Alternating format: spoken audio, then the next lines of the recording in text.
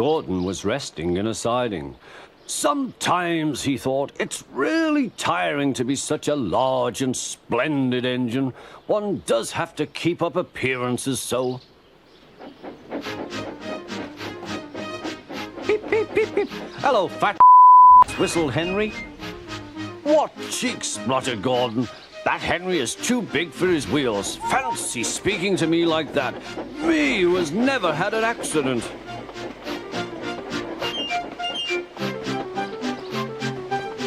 All jammed whistles and burst safety valves accident? Asked Percy innocently. No, indeed. High spirits might happen to any engine. But to come off the rails like Henry did, well, I ask you, is it right? Is it decent? Then it was Henry's turn to take the express. Gordon watched him getting ready. Be careful, Henry. You're not pulling the Flying Kipper now. Mind you keep on the rails today.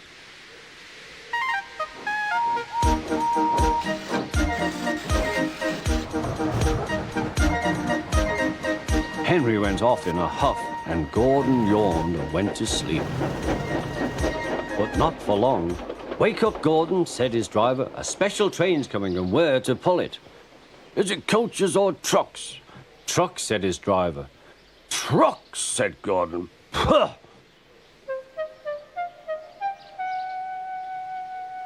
Gordon's fire was slow to start, so Edward had to push Gordon to the turntable to get him facing the right way. I won't go, grumbled Gordon. Don't be silly, puffed Edward. At last Gordon was on the turntable. The movement had shaken his fire. It was now burning nicely and making steam.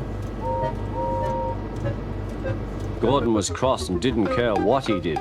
He waited till the table was halfway round. I'll show them, he hissed. He moved slowly forward to jam the table, but he couldn't stop himself and slithered into a ditch. Ooh, she hissed. Get me out! Get me out! Ha ha! said James. He's fallen in the water! Not a hope, said his driver and fireman. You're stuck, you silly great engine. Don't you understand that? They telephoned the Fat Controller. So Gordon didn't want to take the special train and ran into a ditch. What's that you say? The special's waiting? Tell Edward to take it, please. And Gordon? Oh, leave him where he is. We haven't time to bother with him now. On the other side of the ditch, some little boys were chattering. Coo, doesn't he look silly? They'll never get him out. They began to sing. Silly old Gordon fell in a ditch, fell in a ditch, fell in a ditch. Silly old Gordon fell in a ditch, all on a Monday morning. Gordon lay in the ditch all day. Oh dear, he thought, I shall never get out.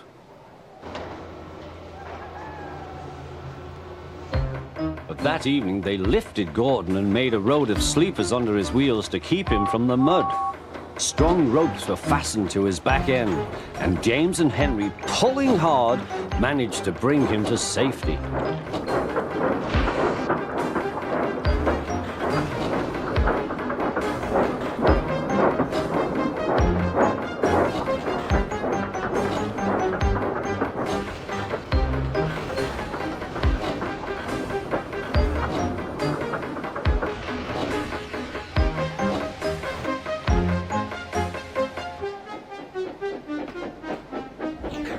Late that night, Gordon crawled home, a sadder and wiser engine.